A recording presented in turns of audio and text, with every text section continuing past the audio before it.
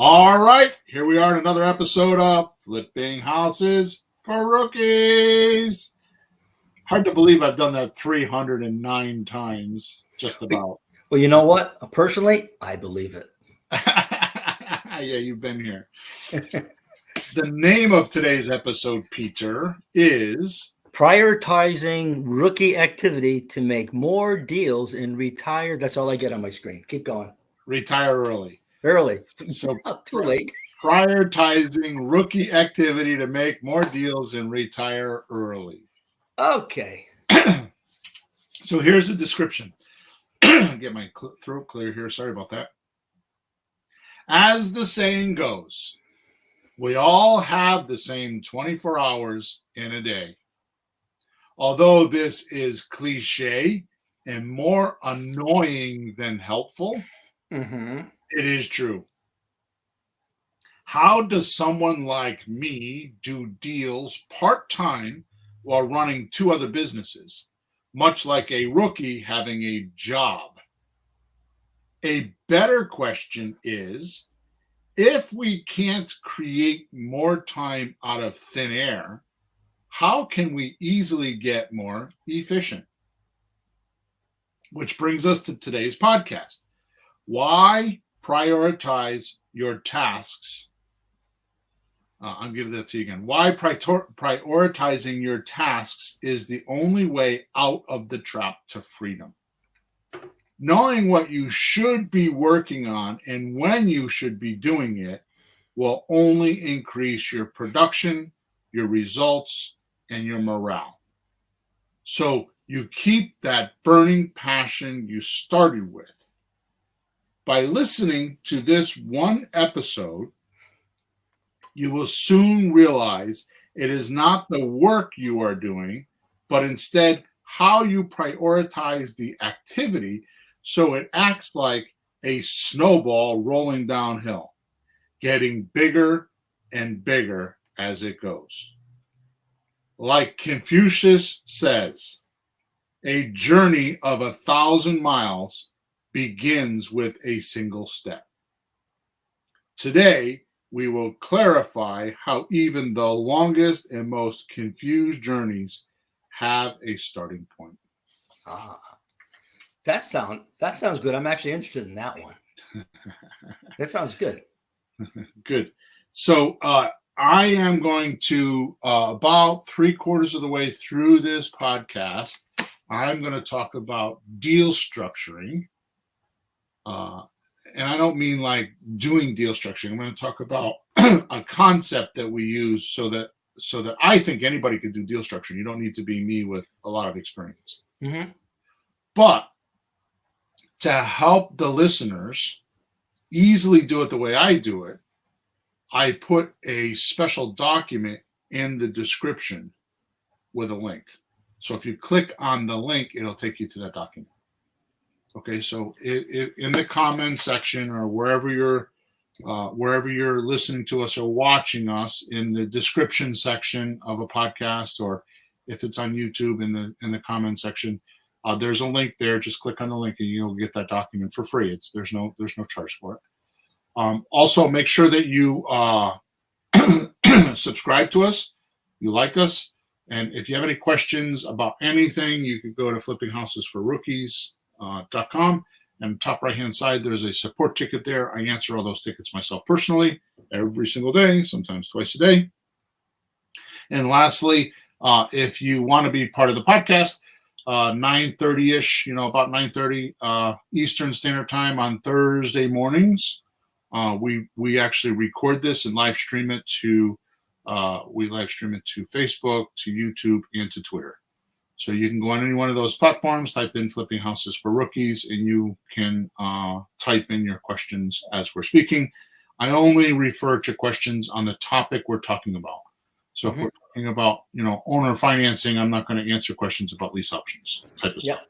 Because we get too sidetracked. We only have so much time here. Okay? Sounds right.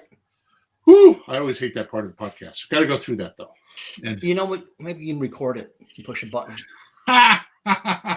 Splice it in. Edit it. Make it part of the intro. Yeah, yeah. Edit. I'll put some more music in. Sure, Emma will do that for you. All right, Pete. So today, I hope to clarify for our listeners what is worth prioritizing. Mm. And it's a little bit hard for me to do to like make it sound simple, but I think I did a good job. But you'll tell me at the end of the podcast whether I did a good job or I'll tell you as you're going. not. So we need to figure out what's worth prioritizing, but more important, and listen to this, more important, what is not. Oh, yeah. That's the hardest part. Mm-hmm. I'm going to tell you, just as a side note, the biggest disease that every one of our rookies have, including you and me, and I'm not even a rookie, is mediocrity. Did I say it right? Being mediocre. Oh, yeah. Mediocrity. Being mediocre, accepting the average. Ooh. Being middle class. Uh-huh. Right? That's our biggest problem. But we're not going to go there today because I could go without even a script the rest of this podcast just talking about being mediocre and just accepting less than what we're capable of. Okay. I mean, kind of like going along with the crowd. Yeah, like as long as you fit in, you don't stand out, so nobody can point a finger if there's anything wrong with you. You're in the crowd with the sheep, so nothing wrong with me. Yeah, and that opens the door to fear and victim and all that kind of stuff, right? Leaving the herd. No, there's a little grass over there. I don't know. There's a wolf. Should I go? Nah, I'll stay here. So believe it or not, there are only a few things truly important in a deal. Mm-hmm. And that is probably revolutionary to some listeners because they think everything in the deal is important. Yeah, it can look like where do you start, or everything you learn, you have to do everything. Right. You learn so many things like you have to do all of it. Well, you can't. Right. So priority. What do you got? So the funny thing is most people think that they need to know the majority when they don't. Mm. Right? You don't need to know that. So believe it or not, there are only a few things truly important in a deal. And if you laser focus on those things, you'll be amazed at how much you can get done with so little effort. Mm-hmm. Remember the 80-20 rule, where 80% of your income comes from 20% of what you did? What? What are you laughing at me for? Well, I just have very bad ideas when you say things like that. So I'm only going to work 2 hours a day now. Yeah. But it has to be the right 2 hours, and I'm not sure I know that. So I want to No. 8 or 10. No. It's not a matter of working 2 hours a day. It's a matter of if you've got 10 activities, 2 of them are going to really count. The rest of them are just kind of going along for the ride. Well, I'd like to skip those, but I guess you can't even skip those. You got to do the dumb stuff. Okay, go ahead. Today, we're going to concentrate on the 20% and get it prioritized. That makes sense. And if we were in a seminar room right now, I would have everyone write down what they think is important or what they want to accomplish. Mm-hmm. Then rank the list by urgency. So let's start with that. Urgency. Sure. Let's define urgency first, which urgency actually comes from the word urgent. Yeah. Right? Yeah. And the definition is it is something that requires attention or action, like right now. Yeah. Like, there's a lot of things that you can add on to that, so you don't have loss, so you don't have an accident, so you don't have this, so you don't have that, right? Well, something bad. Yeah. So, like, an example would be like if you break a leg, you will need urgent attention from a doctor to receive help from the pain. Sure. Or to get it fixed. Mm-hmm. Right? So, urgency does one thing that most people don't talk about, Peter. And I'm not going to dwell on this because I could go on for 20 minutes about this as well, and I won't. Urgency puts people in present time. Oh yeah, it snaps you. It snaps you to attention, focus. Yeah, yeah, I've seen it. It's Yeah, like that 100-pound woman that has a baby under a car and lifts the car up, you hear stories like that. Yeah, right? yeah, Urgency does that. yeah. Okay. So, uh, so number one, and I haven't really numbered these, but see, the number one priority is to have urgency if you truly plan to make real estate your sole source of income, right? Quit your job. This is one action that will raise your necessity level to make sure you do things that get deals and money. Mm-hmm. That's urgency, right? Especially if you have no savings. If you've got a month's worth of savings or 2 months worth of savings, Mm-hmm. and I stop taking coaching clients like that. If they tell me they quit their job and they're just going to do this full time, I ask them how much reserve they have, and if it's 2 or 3 months, I don't take them. No, that's not. That's no one advises that. Nobody that we've ever spoken to suggests doing that at all. So this is a balancing act. What I'm going to talk about right now, because we don't want neediness. That's what I was thinking. If you get that urgent, now you're going to be needy, and then you won't get deals, right? Right. So you Yeah, have to want it, not need it. There's a yeah, difference. There's a very different clarification between the two. yeah, You want it is, I wonder how I'm going to get $10,000 by the end of the month. And then play a game with yourself like, I wonder how it's going to happen. I know it's going to happen. I wonder how it's going to happen. yep, Neediness is you have to have it. So it's must haves. You must have this and you must have that as a neediness, yeah. right? and I could tell you right now, one of Mother Nature's laws is you become what you resist. So if you resist not having 10 grand by the end of the month, then that's what you become, not having 10 grand. That's all you think about. Right. So if you quit your job, this is one action that you'll raise your necessity level to make sure you do things and get deals and money. Now, I actually don't think, like we just talked about, you should cut off your income to do real estate. Mm. But you should make your mind have this same urgency so you don't give yourself a chance to believe the excuses you are now accepting as plausible because there are no emergencies at hand. Mm. Right. So one of the ways that you could do this is setting deadlines. That's how we do it. Right. Mm-hmm. You have to have battle plans. And well, first of all, one of the most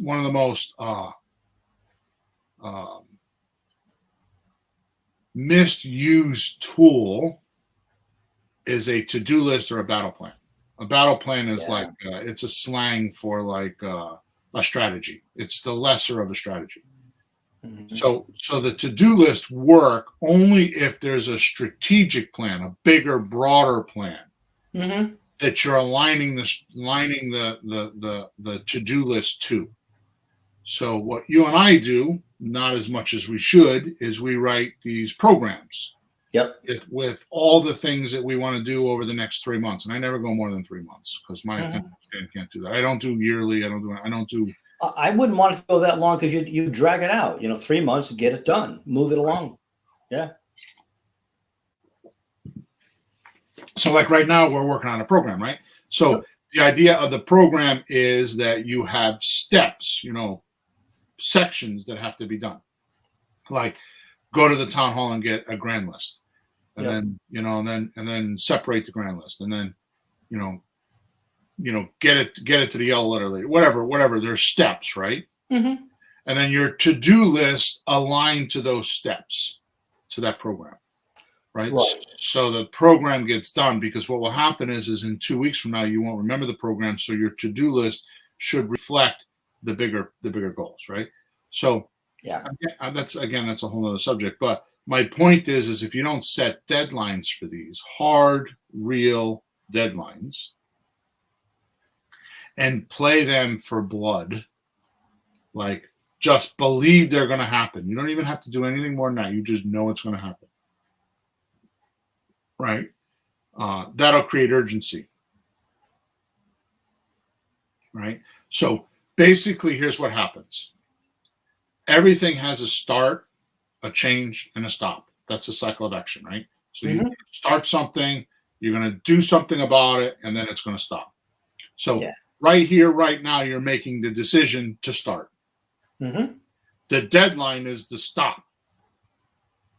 And then everything in between is what you have to do to get from start to stop. Yep. Right. So if that's not clarified, and we talked about that in episode number 308, visualizing it and all that stuff. I know I've been getting a little profound lately, but this is how it works. Only because this time of the year, I struggle with this stuff myself personally. So this is the kind of stuff I'm going through. I keep chanting to myself and talking to myself because for whatever reason, I get into July and I don't know what happens. I get short-circuited. I start invalidating myself, and money always gets tight this time of the year. I don't know why. I'm creating it, and I'm trying to out-create it at this point. It's happening because I'm allowing it to happen because I think it keeps happening. That's why it keeps happening, right? So I decided this year that I'm not going to do that. And so far, I'm getting there. So, okay, good luck. So yeah, I don't need luck. I need a little slapping around. Well, anyways, you have to realize that completely on a personal note, I used to own a gas station with a car lot. Yeah. And 4th of July, in fact, my wife and I, it was a stupid thing I did because my wife and I got married on the 3rd of July. Right. And I did that because I could always take 4th of July off because that was always slow in the dealership. Yeah. So I knew I could go away without having to fight everybody. What I didn't realize is that when I got rid of the dealership, it's the most expensive freaking week to go away all year. And we never go away because it's like we can't find a place to go or we got to pay 3 times what we paid for the rest of the year. So holidays, not too good. And a friend of ours is having a picnic on Sunday, 4th of July this year, and I told her about it yesterday. And man, did I get a rash of shit. Oh, that's our anniversary. I'm like, where did this come from? Oh, I see. Yeah. Yeah, you didn't position that one too well, huh? Honey, I found a great thing to do for our anniversary. All our friends will be there. They're throwing us a cookout, and you slip in a cake. So to be truthful, Peter, I didn't do any discovery. Okay, so there you go. That's what she wanted to do. All right, we're wasting time. All right, so the next priority, which we'll call priority 2. So I want to make sure that I get that. That's like the simplest priority is urgency. Yeah, urgency. Whether it's mocked up, mocked up means you imagine it, or if it's real, it doesn't matter because urgency gets things done. One thing I do to try to push myself on that, people have a problem of making sure they make enough money to get by, but they don't always go past that. They get by, they get by. And we're all guilty of that a lot because you have to push yourself to go past that. If you don't get that, you die, you starve. So if I need $6,000 a month to live, and that would be okay, I say to myself, no, I got to get 10. I'll have plenty of reasons why. And you can think of all kinds of things you could do with $4,000 more a month or whatever the number is. But I try to go past that, and say, I need to make that target. And even though I don't really, but that's the game I play. So it's beyond what I need. Yeah. So Grant Cardone has a great book on that. It's called the 10X Rule. Sitting on my coffee table in front of my wife. Yeah. So, but the interesting thing that you should say there is that your financial plan should not be just what you want. I'll tell you what. I'm way off topic, and I don't want to talk about this because I know I keep saying that we could talk all day about this, but I was reading something not too long ago, which is why I'm struggling with myself right now, and it was one sentence. Ooh. Yeah. And it kicked the living shit out of me for days. Said if your business is not expanding, it's dead. You're not in business. I caught that a few weeks ago somewhere. I don't even remember where I caught it. Probably the same place you did. It's like, oh God. If your business is not expanding, you don't have a business. Yeah. Because you're either expanding or contracting, and contracting means you don't have a business. Yeah. Not for long. Yeah. So if your business is not expanding, a little scary, but it gives you Yeah. Go ahead. Yeah, sorry, there's a lag here. So, Yeah. so if your life is not expanding, then so when you're doing your financial planning, you need to put expansion in there. You need Yeah. reserves. You need to put in there a house fund. If you want to buy a new house for your family, put a house fund in there. Put away so much money every week to buy a house, a building fund, or Yeah. something like that. All I right, just heard the old put 10% of your income away for Yep, investing. yep. That old one, like, well, I can't afford it. Well, then don't buy as much stuff. Don't live in a smaller house. Don't overdo it. Yep. Don't buy the bigger car, get the smaller car, whatever it is. But then you have somewhere to go. Good. So next priority, we're calling it number 2, is the simple steps you need to do in every deal or any business for that fact. Mm-hmm. So I think Ron LeGrand stated these in his book. So I want to give him credit for it. I'm not 100% sure, but I just remember that. So 1 is locate prospects. I don't care what kind of business that you're in, you need to have somebody come into the table with a wallet. Yeah, that's right. Kind of helps, doesn't it? Yeah. Yeah. Then you need to pre-screen those prospects, which is a whole conversation within itself, because what is pre-screening meaning? Are they qualified? And that doesn't mean in sales, that means financially. Are they qualified to buy your product? Mm-hmm. I disagree with that, because are they mentally qualified to buy your product? Do they see the value in your product? Do they see the value in you? Do they see the value in what they're paying for? Is it important to them? Does it align with their goals? Does it align with their mission? Does it align with their satisfaction? Yeah. Right? I have a new saying, which I haven't told you yet. I've talked about it a couple times on the live coaching calls. It's called satisfaction squared. Wow. That means that the other person has to be satisfied and you have to be satisfied before you move forward. It's called satisfaction squared, right? That's cool. Yeah. So 1 is locate prospects. 2 is pre-screen the prospects. 3 is construct and present offers. Mm-hmm. Right. So this could be as simple as my wife and I want to go out for dinner. Like, locate the prospects. Okay, we can go to a steak restaurant, we can go to an Italian restaurant, or we can go to the Chinese restaurant. Right. Right. And then pre-screen. So which one do you think we can go to, sweetheart? Which one would you feel like? Mm-hmm. I'd rather have the Chinese restaurant. Okay, now I need to construct and present the offer. So should we go to this Chinese restaurant or that Chinese restaurant or this one? If we go here, we can stop at your sister's. If we go there, we can stop at the grocery store. If we go over here, we'll just go to the movies when we're done. Right? That's presenting the offer. It's very in layman's language, but this happens with everything. That's the point that I'm trying to make. So number 4, you then need to deliver what was promised, what was needed or promised. Right.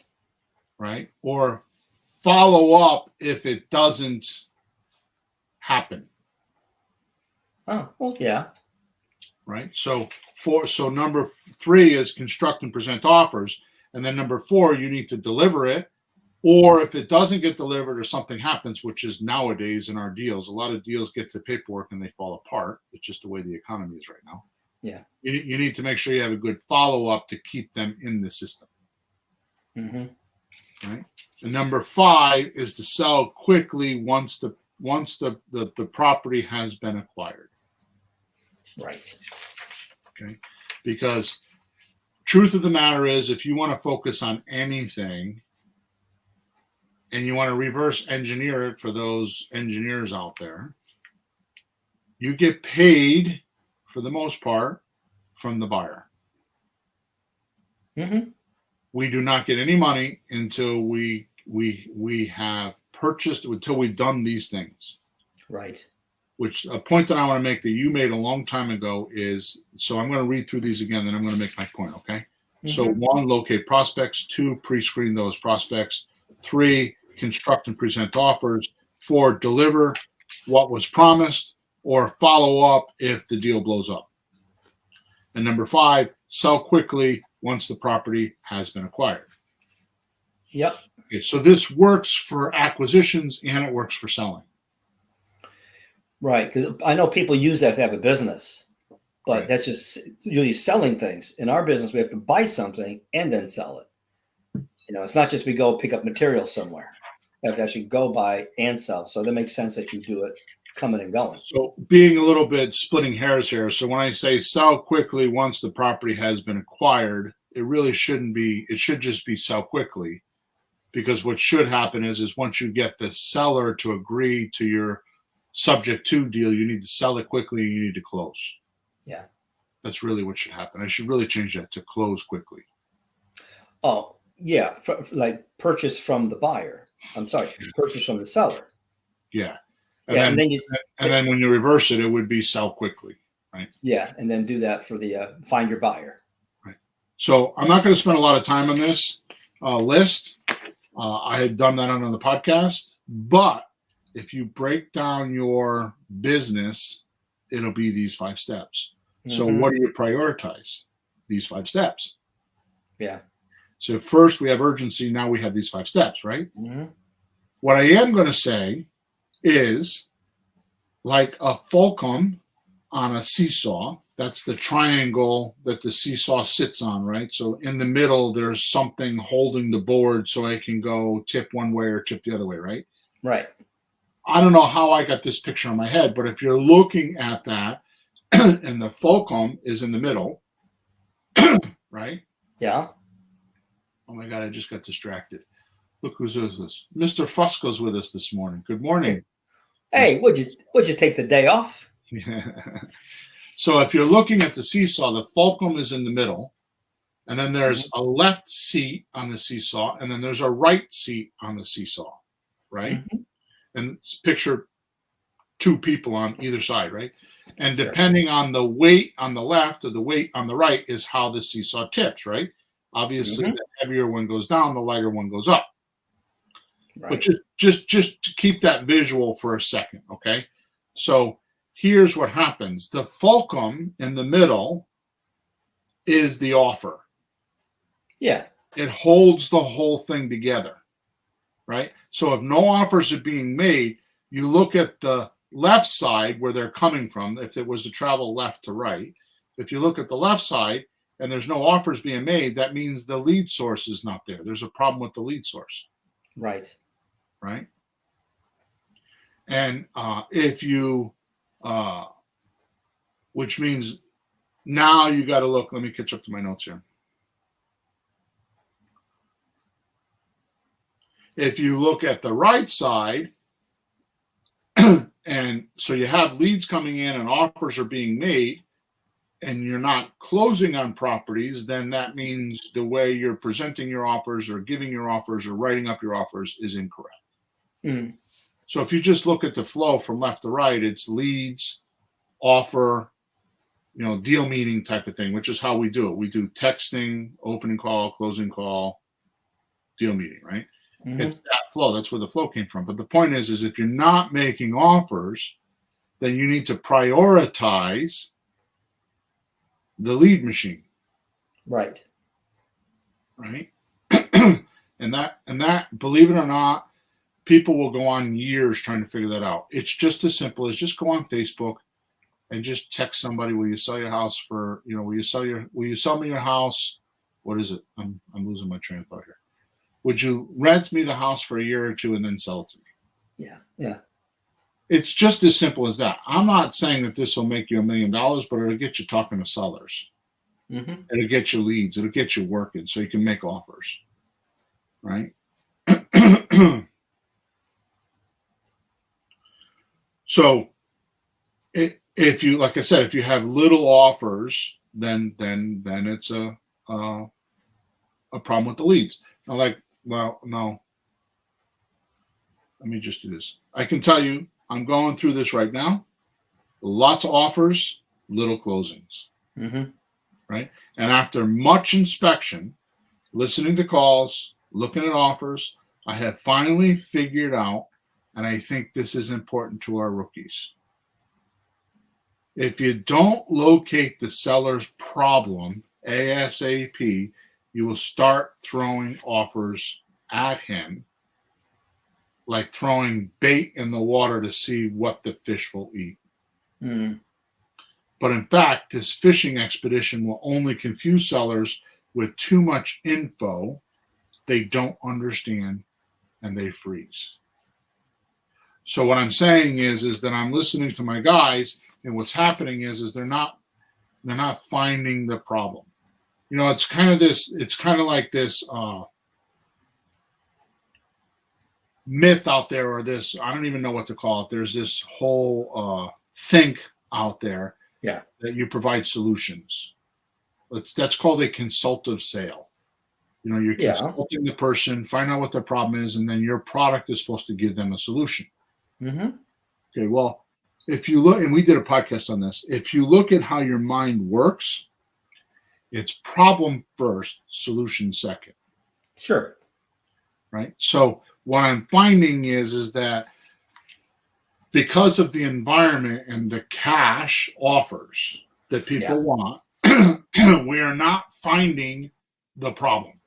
The thing ruining them, the thing that's upsetting them, the pain, the motivation factor. Mm-hmm. So what we're doing is we're trying to entertain them with price. Yep. What if I gave you $300,000 for a $250,000 house? Mm-hmm. Right? Like our deal with Joe, that's our problem. We don't have the problem. Yeah. We don't have a ruin. We don't have what's motivating. We don't have that. There is no pressure with him. He doesn't have to sell. Right. So in the last 2 years, there's a market full of, I don't have to sell. Mm. So what we're trying to do is we're trying to be Hollywood and entertain people. Mm-hmm. And so we keep throwing these offers. So what I have found is that with my guys, they're throwing offer after offer after offer, and which you can do, but there's a specific way to do it. Yeah. Okay. So like I've been doing these live calls, these live coaching calls, which if this week I opened it up to everybody. So if you're in my WhatsApp, Let's Talk Real Estate, I've allowed you to be on the calls this week. So which I think is amazing for whoever's there, because what that means is as I go on, like last night, Sean and I were on, and he's just giving me leads and I'm just calling people and talking to them. Mm-hmm. I don't know how much more better training I can give than that. Right? No, that kind of stuff you only get usually in mastermind groups that cost like $50,000. Mm-hmm. So let me ask something to be clear. And I totally understand what you're saying, and I'm perceiving the same thing. Are you saying we're failing to find the ruin of people, or it's harder because it isn't that ruinous to them right now because money is solving their problems? Because I've been trying to find problems, and they don't seem to be there as much, at least the people I'm finding. So are we failing to do it, or is it just harder in this economy to find it? Okay, so that's a big question. So here is what I see in my head, and this is way off topic, and I hope our listeners are okay with this. Yeah, this stuff we usually talk to together, but we haven't talked in a few days, and here we are. So we've been going over this. So I'm like trying to debug this. So I want to see where your head is at today. Shemus is right. It's the urgency. Yeah. So here's what happened. We were buying houses, a lot of houses. Mm-hmm. And what we were doing was we were using, all my life I've used an out of area owner list. Mm-hmm. That's my number one source of getting deals, because when you have, what that means is the tax bill is being mailed to a different location than the property. So it could be across the street, mm-hmm. but it's a different address. Okay. So we've always been good at that. Right. Then we shifted into doing for sale by owners. Mm-hmm. So the main lead we were getting, this is before the pandemic. So what happened was we were doing mail with out of area owners, and we were doing phone calls with for sale by owners with scripts, and VAs and virtual assistants and all that stuff. Mm-hmm. COVID came March of 2020. And I went from having about 150 or 180 for sale by owners per week for my VAs to call to 25. That's right. They weren't selling or staying home. we stumbled around for a couple months, and we were one of the beginning, behind the scenes. We were one of the, I wouldn't say, I don't know if you call them beginning, but I know that we were doing it before it became popular. Mm-hmm. So what we did is we leaned heavily on the for sale by owner list. I'm sorry. The out of area. Area owner. So that also includes landlords. So what we started doing is we started skip tracing those leads, and we started calling them and texting them and calling them. And we did that for a year, maybe a year and a half. Yeah. Then it became extremely popular. Mm-hmm. Because it was for a year or a year and a half, it was really the only way. It was either that, or because there was no foreclosure, because the government stopped it. That's right. There was no foreclosure. There was no urgency because people were getting $600 a week if they lost their job. Yeah. Even if it was not due to COVID, they lost their job. So it changed the dynamic. Yep. So now what happens is it's a couple of years later, and all of those moves have been played hard by everybody. So now what happens, like even the call I was on yesterday, the seller tells me, well, I get multiple calls like this all the time about wanting to sell a house. And I ask him point blank, how many offers have you got? Well, they all tell me they're going to give me an offer, but I haven't gotten any. Yeah. Yeah. Right?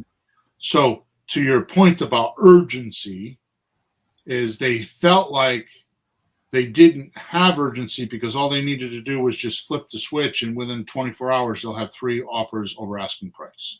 Mm-hmm.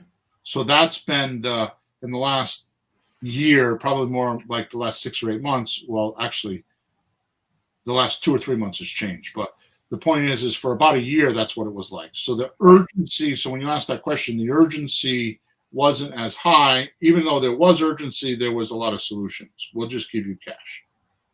Mm-hmm. So hopefully I answered that question. I kind of diverted big time there, but mm-hmm. No, that was a real good walk down history lane right in our faces. And sometimes, and you don't see it right away when you're in it, but that's why we try to use formulas and things to just look at it and determine sooner than later what's really happening. Being on the phone, you're hearing it. You're hearing it. 3 or 4 times a week, and I do it with people watching me all the time. So. Yeah. So I'm pronouncing right now, totally off script. I'm pronouncing right now that we're going back to the usual, because things are starting to happen. Yeah. The days on market are getting longer. So house, with inflation, and mortgage rates going up, I'm talking to more and more people about creative real estate. Yep. Right. It used to be if I made 10 phone calls, I would talk to one, maybe 2 people about creative. Just talk to them about it. Yeah. Now it's probably 7 or 8. Mm-hmm. That want to talk about it. So those are live statistics that I go through every day. So now is the time. Now is the time to make sure. And I know that everybody says that it's a cliche, but honestly, understanding creative. I'm going to tell you, if you want to be a millionaire in real estate, and I don't mean 1 million. I'm talking $5 or $10 million. If you want to do that, subject to, baby, taking over mortgages for multiple reasons. Yeah. Multiple reasons, which we talked about in the podcast. All right. So so we talked about that. So what I'm noticing is that my guys are on the phone and they're not finding the problem, which we have been having trouble with that, but it's coming back now. So I'm pronouncing we need to go back to the usual and work on the problem, because there are problems there, right? Before, the problems were being masked by the cash offers, but now the cash offers are not so easy to do, right? So what I'm saying is we need to go back to finding the problem. All right. Now, I'm going to teach you right now. We're talking about prioritizing. Now, this is how you take everything that I just talked about and what you prioritize. This is how you take this section and prioritize. So first we had urgency. Second, we had the 5 steps of a business, right? And then now I'm going to tell you how to do the 3rd step.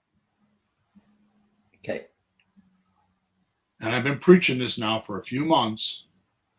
And I'm telling you, this is strong shit. And the more I preach it, the more people use it, the better it works. There's only 4 things you need to know from a seller. Mm-hmm. The lowest selling price, the best payment, the longest duration of the payment, and down payment if they talk about it. Yep. If you prioritized your whole system on how many of those 4 facts you can get from as many sellers as possible, you don't need to know anything else. You don't need to know how to do deal structuring, none of that. I'm going to show you that in a minute. Mm-hmm. Right? So let's take the strategy stuff, how to run your business and the urgency. That's like strategy. That's like, mindset stuff. That's how you set up the business to get going. But then you wind up on the phone, and what do you do? So now we're down into the trenches. Customer walks in the door. What do you do? So, excuse me, if you listen to all my phone calls, I follow my own rules. So what do? I start with how much are you asking? Is that the best you can do? Right? Mm-hmm. These are the 4 facts you need to do in every deal. And your priority with a seller is to get these as soon as possible. One at a time. And don't move from the price to the payment until you're confident all the yeses and nos are completed. Yeah, they're not just saying, yeah, it's really, really yes, right? And you know why the seller is giving you the answer. Yeah. So if the seller says, I'm willing to sell for $230,000, and you're looking at the thing and it says it's worth $200,000, and you say, is that the best you can do? Yeah, that's the best I can do. Okay, how did you come up with that number? Yeah. So you don't just ask the lowest price. You don't just ask the price. You ask, why is that the price? Well, because I owe $200, or because I need $200 to pay off my daughter's graduation, college, whatever. Yeah. Why the two? Well, it could be because I want to buy another house. That's a big one. Mm-hmm. Right? So the price and then why. Okay. And you just need to be a little bit of a detective. You don't need to be like a genius to do this. Okay. This could be your first deal, and it works just as good if it was your 100th. Yeah. Right? Now, here's the interesting thing is the payment. So the payment could be your bank loan. The mortgage. It could be you went and got a bank loan. Mm-hmm. Right. And you're trying to figure out how you could sell this thing. Right. I could tell you right now, I've written checks for $20,000, $25,000, $30,000 for private money at 9% interest. Do I need to take a look at that payment? Yeah, because that cut into my profit. Yeah. Right. So my private loans, I don't pay them monthly. I pay them at the end. And I had a hot property one time. It was in Plainville. I had it for 12 months. It was a total bullshit mistake on my part because I just wasn't paying attention to it, doing everything else but because I didn't have urgency.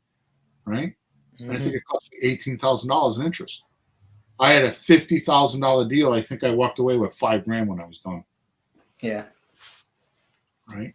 Mm-hmm. So everything's urgent. I mean, watch Flipping Houses Vegas. The guy with the pretty wife, right? Everything's urgent to that guy. He's hyper urgent. Everything's urgent. I can't watch him. He's annoying. I think he's doing it on purpose, but I don't like that model. He's just annoying. But that's the hype. That's the where's the hyperbole of that? It's like the other end of it. He's too much, right? Yeah. But here's what I want to bring up. If you ask the price, and if you ask the payment, and you ask the longest duration, right? Then here's what's going to happen. All the stuff is going to come out. If you stick to that model, you'll soon realize when you ask why that you're getting all the stuff. Yeah. You're doing the discovery by asking why. Mm. So when you say, I want $200,000 for my house, okay, how did you come up with that price? Okay, what are you going to do with the money? Okay, why now? That's a good question. You brought that one up. Why now? Mm. Right. Why did you decide to do this now? Yeah, I would do something like, when did you decide to sell? Oh, about 2 months ago. Oh yeah, what happened? Right. And you put them back in time to something that happened and some real life experience, and then you find out what it was, so you can actually help them with whatever it is. Right. So these things concentrate on the problem. Right. These things concentrate on what's motivating the sell. What got, because selling a house is not like I'm going to take the dresser from my living room or from my bedroom and I'm going to put it on the front line and I'm going to on the front lawn and put free on it and then it disappears. Exactly. This is not a house. You can't put a for sale sign on it and just have it by the weekend have it gone. Mm-hmm. There's legal documents and closings and inspections and bank loans and there's a lot of stuff involved. So why are they dragging themselves through all that work? What is it that's on the other side of all of that that's getting? Is it need or is it greed? Right. Yeah.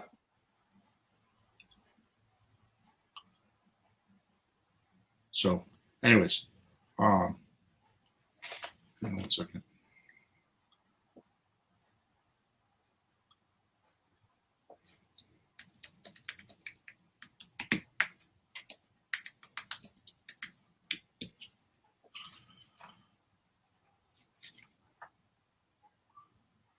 All right, good. So, next priority,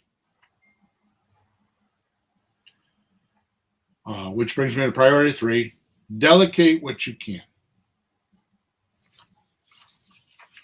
Now, I know I'm talking about it. You're not. Mm-hmm. I'm talking about it, and I'm going to tell you before I even read what I write here, I'm going to tell you the most important thing you could do is delegate. Yeah. And here's the reason why. Your life is full of crap. End of story. What kind of crap, Bill? Oh, pick it. It could be a job. It could be a wife. It could be parents that you're taking care of. It could be you're part of a bowling club. It could be you're part of the church. You have all these things that you want to do. Yeah. Right? That's crap.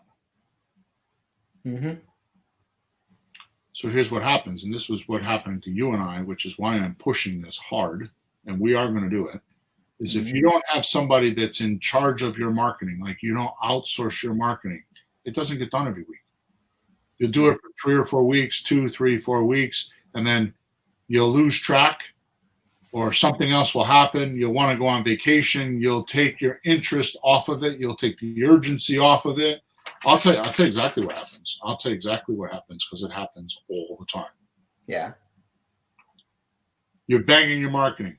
Every single day you're ethical about your marketing. You do it. You do your hour or 2 hours a day, whatever you're doing. Bang, bang, bang, bang, bang, bang, bang. All of a sudden you get 1 or 2 deals and you switch from doing your marketing because you don't have enough time to do everything. So now you're into buying the property, renovating the property, and selling the property, and all the marketing stops. Sure. It's 2 different jobs. Then you get into the end and you make your $20,000 or your $30,000 or your $5,000 or whatever you make. And then you're like, oh shit, what am I going to do now? Yeah. Where's my leads? And what is inertia? The perpetual motion is at a dead stop. So you have to start again, and it takes 2, 3, 4, 5 weeks for it to start working again. Yep. So you end up with booms and depressions. You end up with a lot of money, no money, a lot of money, no money, because you don't have somebody continuously outflowing. I'd rather have you outflowing, getting too many leads when you don't want them and sell them to somebody else and still make money than to stop the outflow. Or even just tell the sellers, no, I can't buy it right now. But keep the machine running, right? So that's a good example. So yeah, here's where the magic begins when you start asking yourself, and we did a whole podcast on this, who can help me accomplish my goals? Yeah. You have to ask yourself, who can help me accomplish my goals? Instead of the common question, how can I accomplish my goals? Now, we did a whole podcast, and I think it's 249 or 243 or something like that. But and it's the book from Dan Sullivan on who, not how, right? It's a book that you can read that has all this in there. right? Mhm. So you need to concentrate on who can help me. Like right now, you're interested in the foreclosure list and the probate list, and I'm interested in who can we get to do that, Mhm. right? Because even if because when you find the right who, they should know more than not know more than you, but when it comes to the details, Hmm. they'll be better at it than you. Well, they've been through it, and that I'm following the system with you. And the guy says, "Boy, when I started, I used to do this. Now I do that instead. I used to do this. I do that." He's been through it. So why reinvent wheels if somebody's been through it? That's the whole point. Why do Right. people come to me for music lessons? I've been through it, so I can impart my years of wisdom. Blah blah blah. That's how education works. So let's back up. We're going to start with urgency on, you want to start with prioritizing urgency, Yeah. then the 5 points of a business. Hmm. Then when you're on the phone, the 4 things you need to find out, the 4 facts you need to find out. Hmm. Now, what we're going to do is, even though you have no money and you don't know how you're going to pay this person, you don't know what you're going to do, right? You need to find someone to do it for you. Hmm. And don't think the myth is that someday you'll hire them when you get too busy. So I'll give you an example. I have a girl that sends me leads every single day, and I don't pay her anything until I buy a lead. Hmm. She's actually a handicapped person that works from home, and she does this for multiple investors. And she goes on Facebook and Zillow and all these different places, and she sends me an email. And the only criteria I have with her is she needs to send me a phone number so I can call them. Hmm. I get a link of the house and a phone number to call them. Yeah. And when I get a house, I pay her $500. Hmm. So there's a who. Sure. She sends me leads every day. I can't keep up with them. Hmm. In fact, I'm going to have to call some of them tonight. I can't keep up with them. Yeah. Right. So it's not so finding a who. So prioritizing the activities. Like you want to prioritize the marketing, you want to prioritize making offers, and you want to prioritize selling. Right. So these are the steps in between those buckets. So the who creates results. When you ask yourself, how can I accomplish my goals? All that does is create more problems for you because you don't know how. So now you got to go learn how. You got to spend all this time training. You got to do this. You got to do that, right?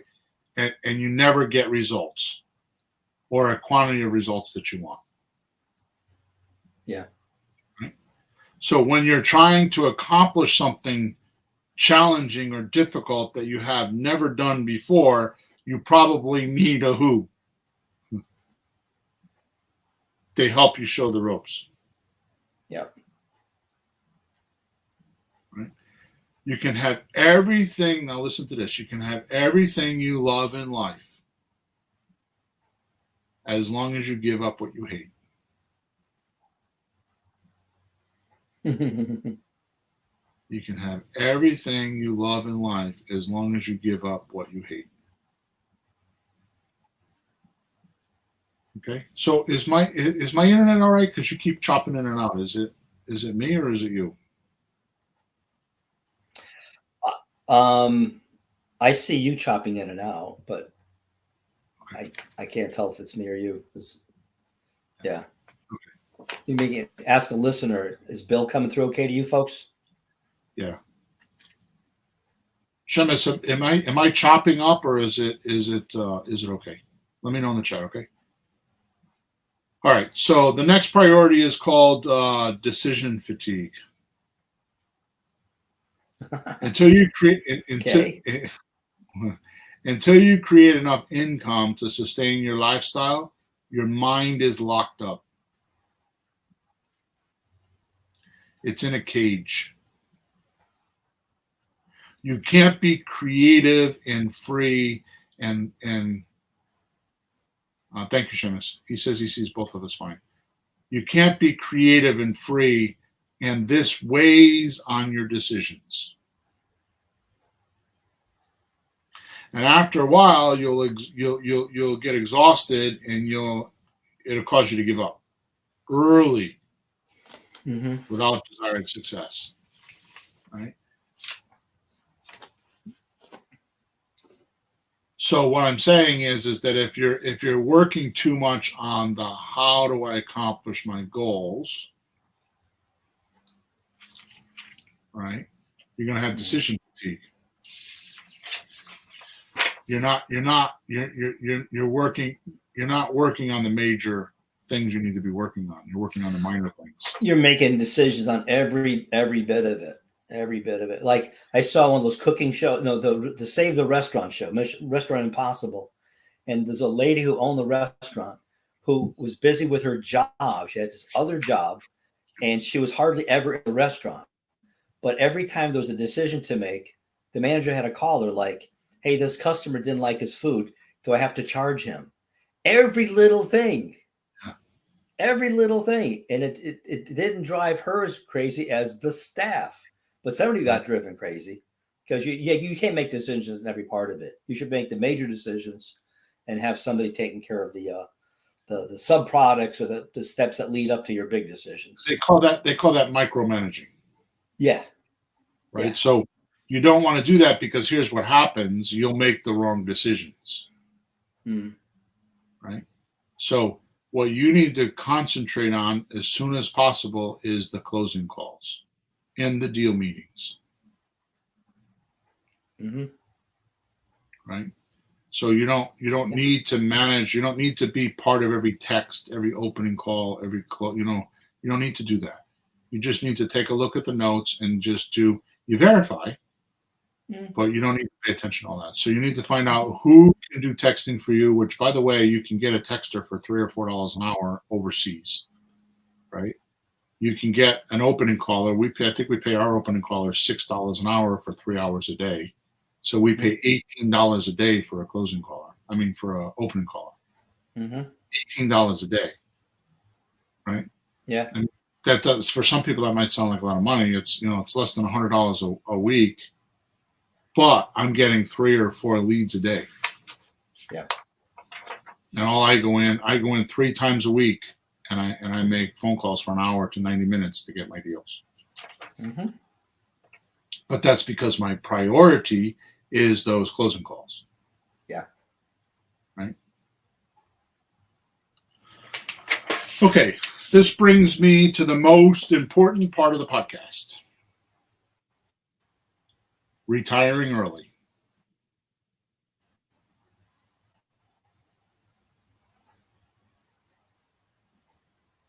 Okay. So I'm just going to keep going because I don't know if you can hear me or not. So I'm just going to keep going because there's a severe lag in the. Oh, I totally heard you, but I was making no comment on the retire early thing. That's all. Okay. Which brings me to the most important part of the podcast, retiring early. So many rookies worry about deal structuring like there are some hidden tricks or something like that.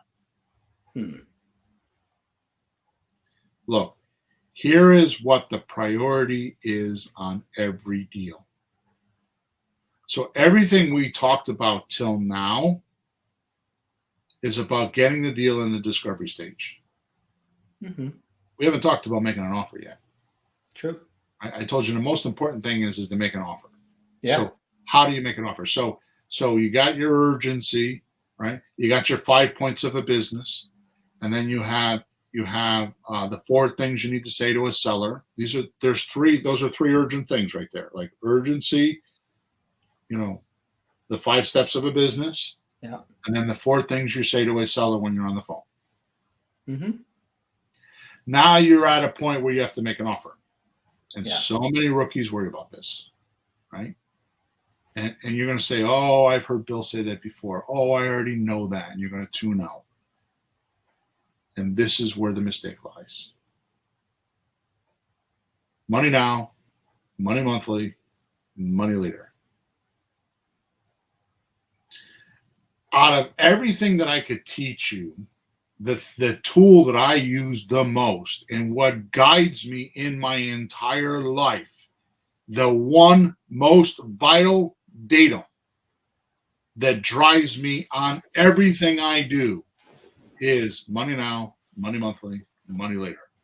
It drives me in my internet business. It drives me in my real estate business. it drives me in my coaching business. Mm-hmm. Money now, money monthly, money later. Here's why. Money now, which in our real estate deals is the buyer's deposit. Now, I'm tricking you there because if you do some of the deals that we do, we get money now from our private lenders. Yeah. So like if we need to borrow 120,000, we'll borrow 130,000 and we'll get 10 grand now. Yeah. So I don't want to leave that out, but I don't want to teach that right now. But money now is usually from the buyer's deposit. Mm-hmm. What money now does is that pays down your debt, that buys your fancy cars, that gets you nice vacations. It gives you chunks of dough to do shit with. Yeah. And you don't get them all the time, but if you get one every month or every other month, you get 10 grand, 5 grand, 20 grand, you get chunks of dough. You route these chunks of dough to deal with these things, like pay off a credit card, pay for your training, save some of it for your deal, right? Mm-hmm. To run your business, Mm-hmm. but the rest of it. So when you get these chunks of dough, this money now, that's what it does. Money monthly, which is the lease payment spread, the spread between what you're paying your mortgage or your seller and what your buyer's giving you. Yep. That pays for your lifestyle. Right? So if you need $4 grand a month, like we were talking about before, right? Mm-hmm. Then go for $6 grand a month, not $4 Mm-hmm. grand. Mm-hmm. Right? So you have reserves. So if you need $4 grand, and this is why, because Murphy's Law goes in there, because there's always going to be somebody that doesn't pay, or there's going to be a problem, and you're not Mm-hmm. strapped. So here's the magic, Peter. Listen to me loudly right now. If you have a dozen houses paying you $500 a month, Mm-hmm. you're making $6 grand a month, and I guarantee you, just about everybody on this call that's listening to me could live off of $6 grand a month comfortably. Yep. And I'm going to tell you, listen to me loudly. And I'm just talking about the lease payment. I'm not talking about the little tricks that we have, like we have a $300 a month spread, and then we bump it up to $500 because we do down payment assistance. It is not difficult to get $500 a month, and if you have somebody else telling you that that's not true, they're wrong. They just don't know how to do it. I prove it to them over and over and over again. $500. Most of my deals are $800 to $1,000 a month, and you see that, you know that.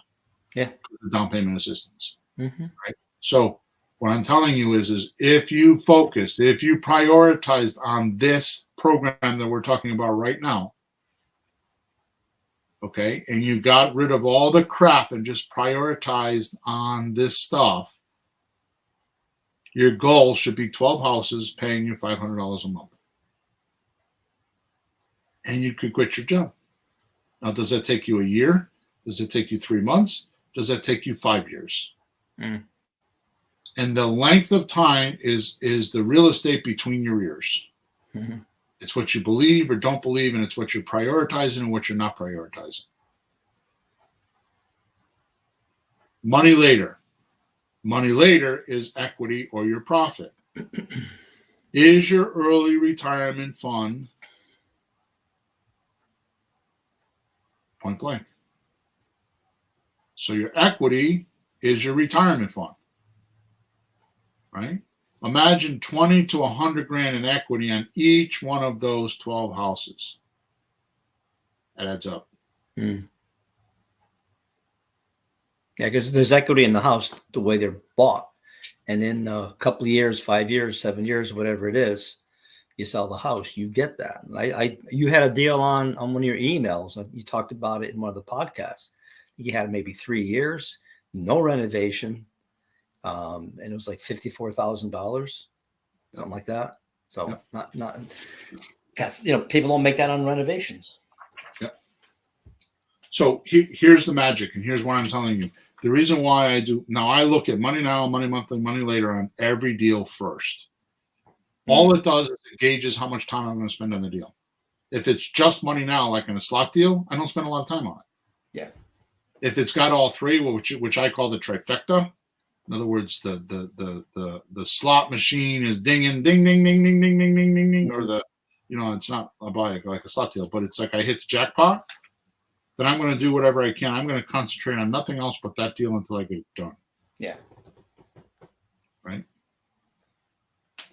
Okay, so here's the secret to deal structuring. Find the seller's problem before you're thinking of talking about the solution. We talked about that already. Mm-hmm.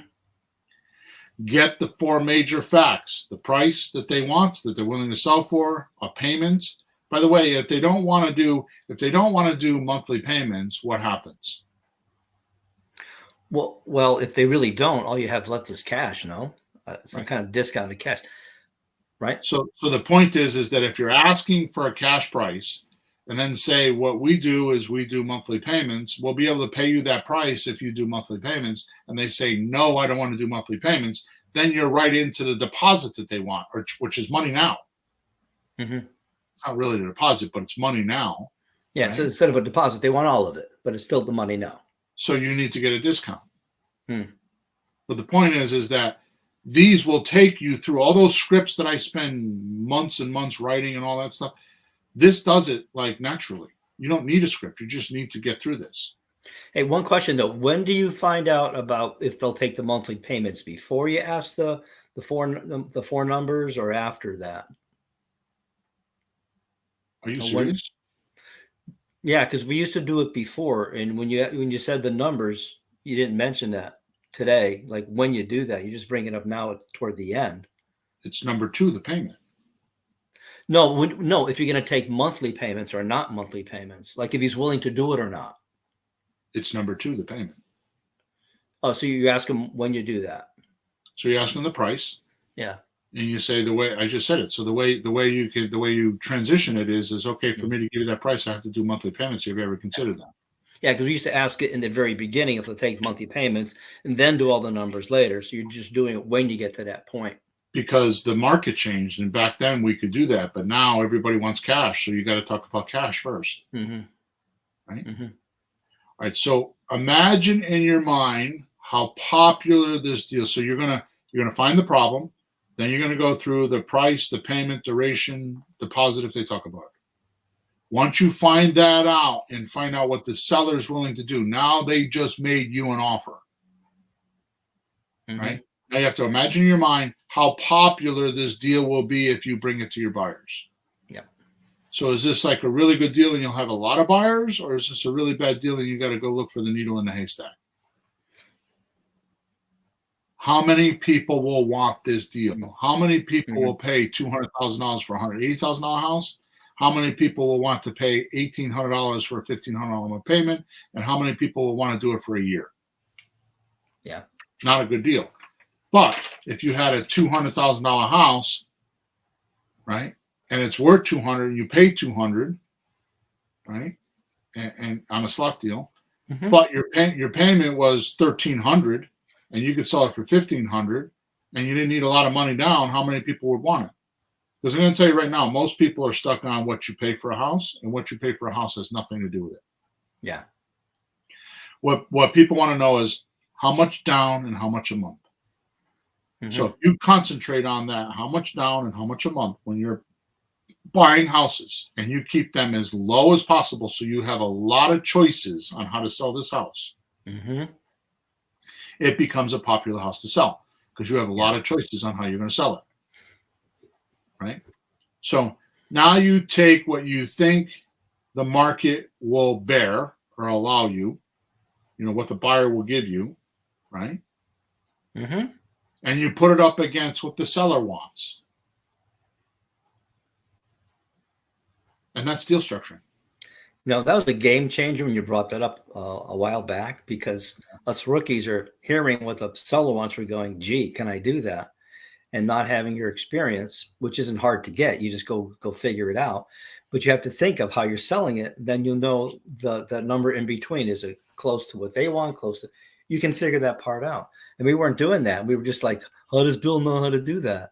You have to look, well, you're buying it, you're selling it. Something in the middle is going to work. So that was really a game changer for a lot of us when you brought that up. Awesome. Yeah. All right. So let me just clarify this in a couple sentences, and then we're going to get out of here. Yep. You did a good job because you asked the 4 questions. Yeah. Price, payment, duration, and deposit if they talk about down payment if they talk about it. Mm-hmm. So you know what the seller wants. You know what the buyer wants to give you. Mm-hmm. So now the middle number is money now, money monthly, money later. Right? So if the seller wants this and the buyer's willing to pay that, where's my money now, my money monthly, my money later? Mm-hmm. And you have a deal, and it doesn't matter. And my deal structures are just ways of getting the money now, money monthly, money later, because you know what the seller wants, you know what the buyer wants, and you're just putting them together and trying to be in the middle. Yep. Okay. So we're at 10 minutes past the hour. I went too long. In the chat or in the description or wherever you're listening to us or hearing us, there is a link with a form that does this for you. Just fill out the blanks, and it does exactly what I'm showing you for deal structuring. Yep. And I've never given it away before other than coaching clients. This is the first time I've ever given it away. That's a good form. I have it on my desk. That's a good form. Okay. Don't forget to subscribe to us. Don't forget to give us a review. Go to flippinghousesforrookies.com, top right-hand side. Leave us a testimonial. And I'm over and out for today. Thank you very much for being here. Thank you for all the support. And if you have any questions, just go to flippinghousesforrookies.com, go to the support tab, and I will answer those questions myself personally. Talk to you on episode number 310. Woo! Yeah. Have a good week, guys.